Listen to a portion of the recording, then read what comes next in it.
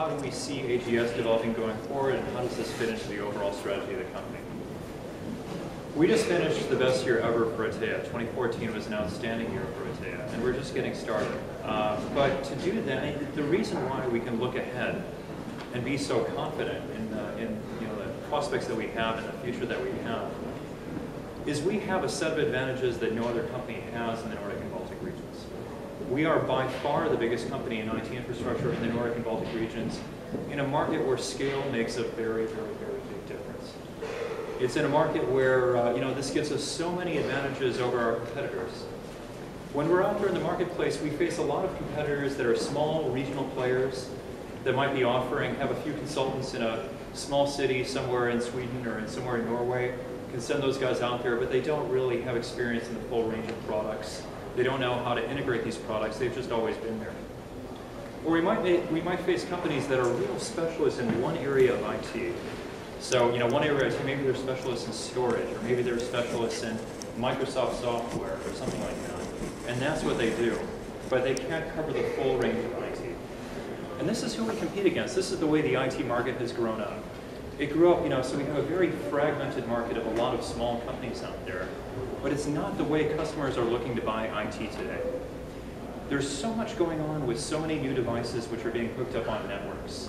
Many, many, many new devices which are coming together, security threats which are then affecting all of this, and it's much more thinking around the integration opportunities with all of these different systems that need to be working together and need to be safe from outside attacks.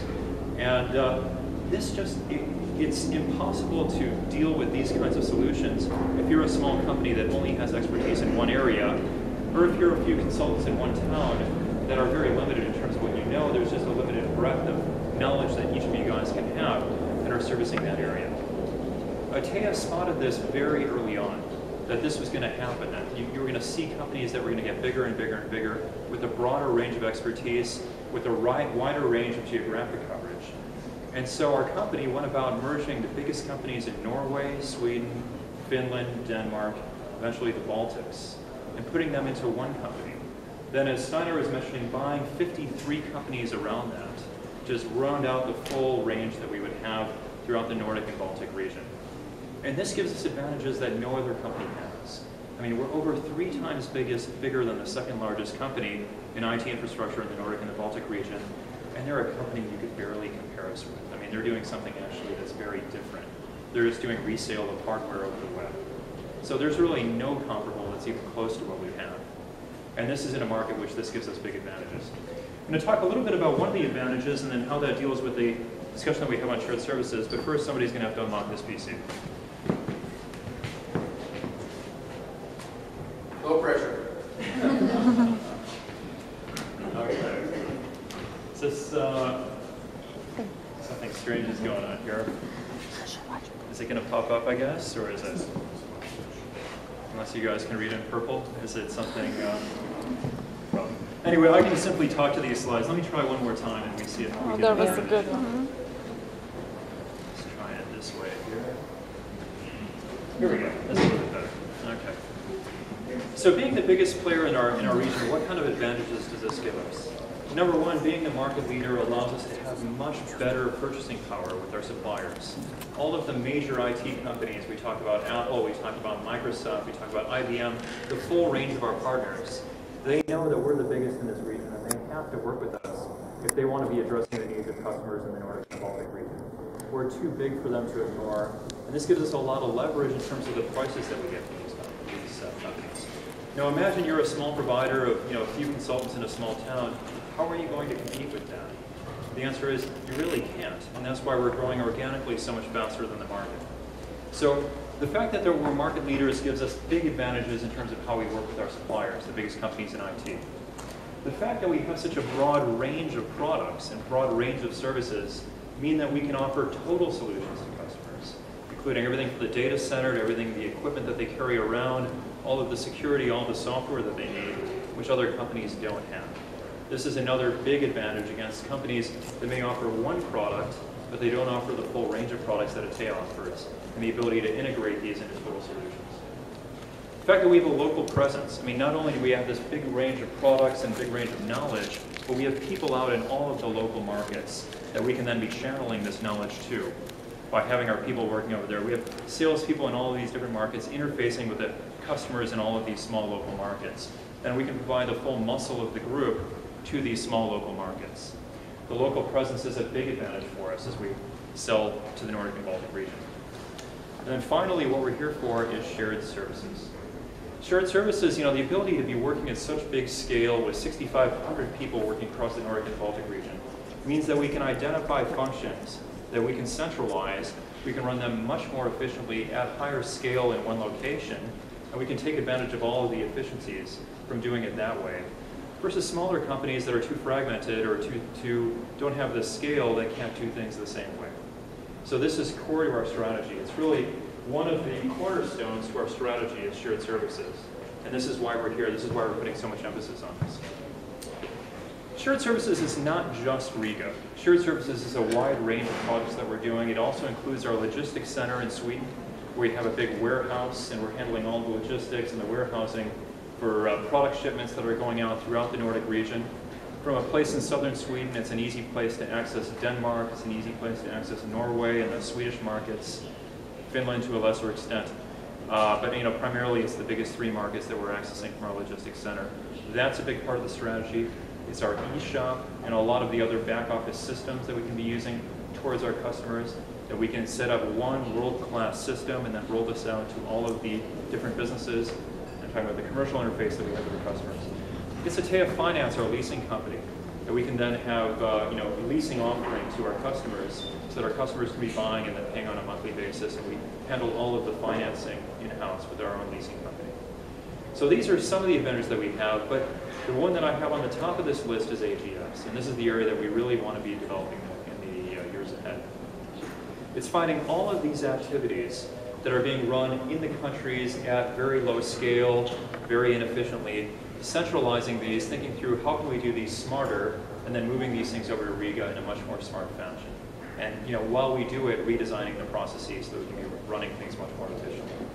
This is also too very central to our strategy. Our goal is that the country organizations focus on sales account management, focus on IT service delivery, and then we can centralize some of these other functions as much as we can. It's not always possible to do everything, but as much as we can so they can be running things at scale and much more efficiently. And leaving what needs to be done in the countries to the countries, which is interface with customers both on a sales basis and on a delivery basis. This is not something that is a new strategy. This is something that's been evolving over time, and really it's been a very successful story if you look at it. And I have to give credit to Nicholas and the team, and how all of you have been developing this story over time. Much of this has been coming from IT services up until now, and nearshoring has added to the end of this over the last couple of years. But we started in 2006, by 2007, 35 employees, ramped that up, and then starting in 2011, we've gone from 75 employees to 313 employees as we've really scaled up our presence, taken advantage of the fact that we had a success story going on here in Riga, and been able to scale that up and broaden our ambitions of what we can be doing here. And as Steiner is saying, we have the ambition to take this up to 1,000 employees if we look out a few years out to the horizon. Right now, we say 324 employees in 2015. It's because the growth is slowing down in 2014, 2015. It's just that this is the time that we're now thinking through what are the new processes that we want to bring over. This is what we have in concrete plans, but we're now broadening the scale of what we want to do so that we can broaden this out even further. But this has been a tremendous success story and a big ramp up. 2011, 2012, doubling the team. 2013, adding another 50%, and growing the team out and out and out up through 2014. This is a process that we want to continue doing. Why are we doing this? What are the advantages of us doing this? Number one, when we do it, when we say here's a process that's being run inefficiently in the countries, it forces us to examine this process. It forces us to think through, okay, how is this being done? How could we do this? And so, this process of saying we're going to centralize it in Riga, first and foremost, forces us to think through the process itself. Secondly, it's a favorable market for recruiting talent here in Riga. And this is talent that we can get at lower cost and at greater flexibility than we can get in the Nordic region. So we have a talent recruitment market here which is better than what we see in the Nordic region. And finally, as we bring it all in one location, we can standardize and we can run things at scale. which we are not able to do if they're fragmented in small local offices throughout the Nordic region. So this is the ambition, this is why we're doing what we're doing, this is how we see the advantages of what we're doing here. Before we talk through and say what does that mean for you and what does that mean for Riga, I have a slide here on how we will win and how are the things that are to our advantage if we win. Let me just also say too how we won't win. We won't win, we won't be able to capitalize on all the structural advantages that we have as we address our markets if we get complacent, if we say it can't be done, if we don't listen to people's input, if we simply say that's the way it's always been done. That's the danger of running a big company is you just become too slow, you become too stuck in your ways, and you just simply don't have you don't open up your eyes, and that's what ends up happening at big companies when they finally start falling and other companies end up going out to beat them. So we talk about how we will win and all of the structural advantages that we have every reason to succeed. How we won't win is if we start getting too stubborn or too focused in saying that this can't be done this way, this is impossible, we're not going to do it. We're too focused on different turfs across the different countries and trying to protect the way things have always been done. That's how we won't win. So what we really need is we need problem solvers. We need problem solvers for further expanding our presence in Riga. We want Riga to not just be a place that we do things, but we want it to be a center of excellence where we improve things. So we focus on how we can centralize and how we can run things much more efficiently and restructure things in Riga and improve the way these back-end processes are done throughout the company. This is what we're trying to achieve. So for this, what do we need? We're a leading IT company. But what do we need? We want independent thinkers who can think through not only this is the way the process is done, but this is the way that we could make that process better. We want team players who can then, when they have their ideas, work together with their managers, work together within the groups, work together with the countries in order to implement their ideas and come to us and see what we can do to make things happen throughout the company. This is how we're going to shake things up. This is how we're going to get better over time. And then we want people who are motivated and feel excited about making a difference within an international leading IT company, because this is what we are. And so if this is what you have, this is what we're seeking. We want independent thinkers who are team players and who are motivated to get this kind of work done. And this is how we're going to improve as a group. I talked at the beginning when I saw you guys, and I said, boy, this makes me really excited to tell you guys.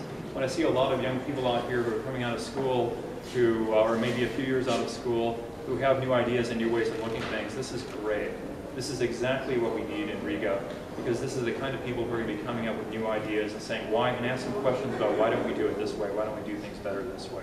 Not people who've been doing it this way for the last 10 years and are just stuck and don't want to listen to new ways of doing things. You mean people like us? It happens to you. It's a natural process of getting older. So, but anyway, this is what we're looking for. We're looking for people who can come in and bring energy and bring new ideas in terms of how things can be done. It's already being done. I'm not going to go into a lot of examples, but take a look and see what's been done here in IT services. If you take a look and see the improvements that they've made, going from 100 to 200 packages a month in 2006 to 1,500 packages per month last year without increasing the size of the team, that's process improvement. And that's putting intelligence into the solutions and how things are being delivered within the group. If we look at the service desk, running 500,000 service desk tickets far more efficiently than these services could be run within the business units. This is an example of how things can be done well. And it's going on right here. It's going on with the team that's already here in Riga. What's going on in data center monitoring, what's going on in full client operations. This is an example of what happens if we centralize things, we focus on how we can make processes run better, then we deliver it throughout the group. So this is already being done. We want to build on that success with other processes as well. So what are our next steps? Our next steps go in two different directions. Our next steps are, number one, seeing, okay, how can we broaden the scope of all the different activities that are going on in the group, and how can we be running these in much better scale and much more efficiently in Riga? How can we be rethinking the processes? So we're going to be meeting with the CFOs of the various countries and asking them questions about, okay, what more could we be doing? What more can we be doing? How can we be broadening the scope of the activities that we're running here in Riga? And scope, broadening the scope of the activities and looking at new activities that we move over here is one element, is one direction that we're going to go. Then finally, in addition to that, it's integration.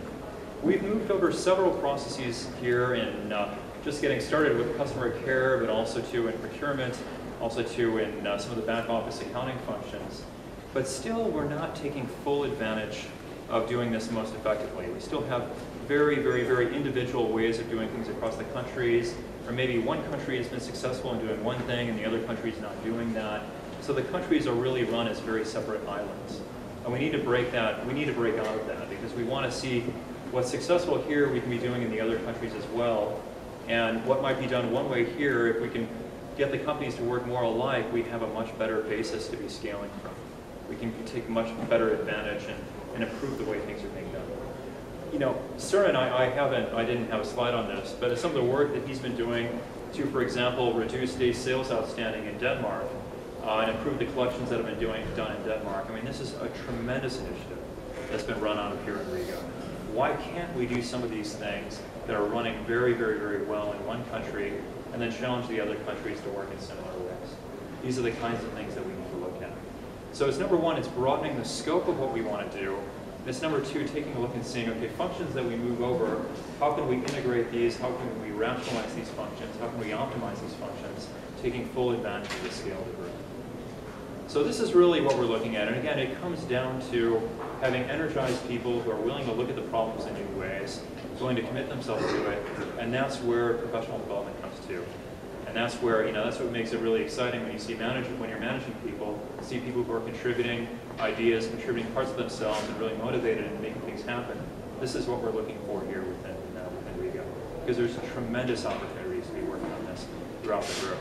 We have huge room for improvement in these functions.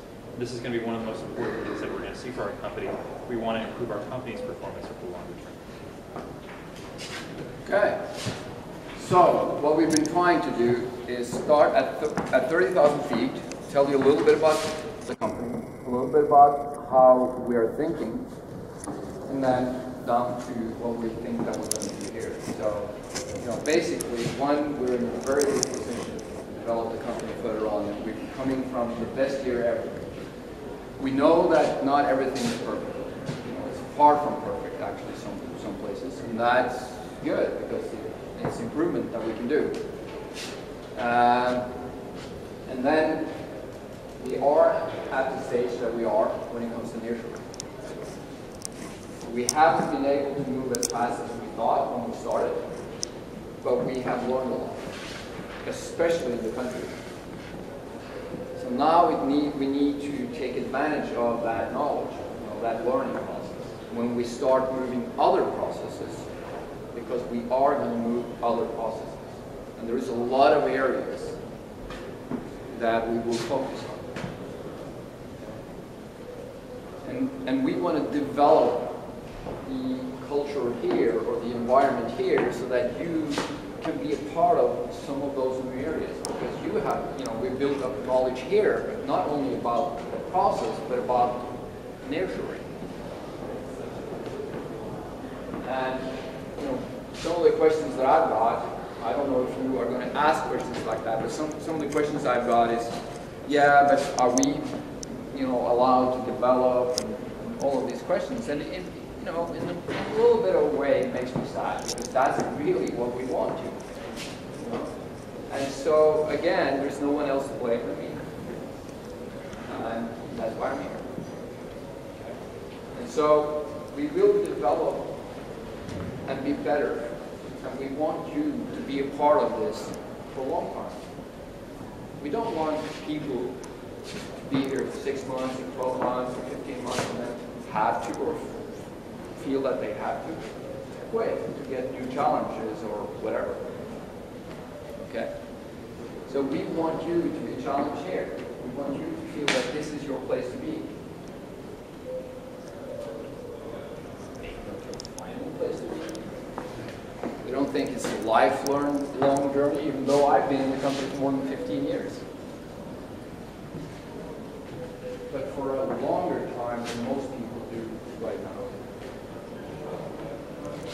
And so we're searching for the reason why it isn't like that. And, you know, we think information is a part of it, ambitions is a part of it, possibility of developing is a part of it, knowledge, you know, that you grow, fair treatment, you know, all of these things.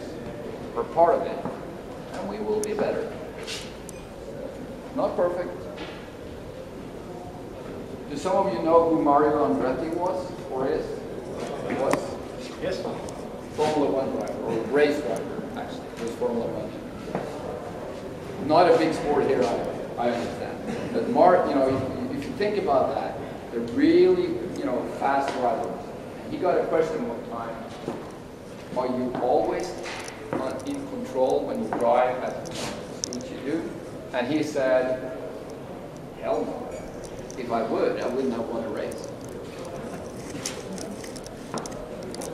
It's the same thing. As I said, we are ambitious. We want to go in that direction. If we are always under control of what we do, we're not moving faster. But sometimes we need to brake and be sure that we're under control, because if not, we're losing total control. And that's not a good place to be. That's when Formula One drivers die, or we go backwards. So we're going to push on and move more functions and processes to you, and there'll be more and more and more, and we want this to not, as Robert said, not silos in the countries, but process improvement across countries, and then keep on moving things. And when they're moved in the start, there will be silos, and then the next step is to be functional. Okay? One last thing before we'll open for questions and comments. And you are allowed to disagree. Okay? One of the ambitions I had is to make people feel more as part of one company. Okay? It's one of the reasons why we implemented one vision for the company. Does that one vision change everything? Of course it doesn't. But I want us not to be, it's those guys there. It's us and those guys there. I hate every time when someone says that. It's not only by you. It's we in Norway and it's those guys in Sweden. No, it's us in Altea. We are colleagues in the same company. We're working towards the same, goal, make the customer happy. So it's us. It's not we and them. And every time I hear you say something like that, I will stop you. Because it's not we and them.